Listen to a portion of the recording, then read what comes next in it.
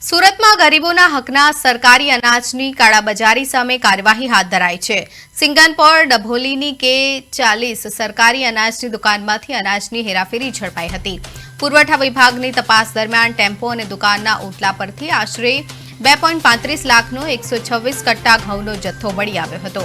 મામલતદારની તપાસ બાદ 6 મહિને પોલીસ ફરિયાદ નોંધાઈ છે। દુકાનના સંચાલક હેમલતાબેન પટેલ, તોલાટ હિમાંશુ લીંબાચિયા અને કૈલાસ ખટેક સામે ગુનો નોંધી ધરપકડના ચક્રો ગતિમાન કર્યા છે।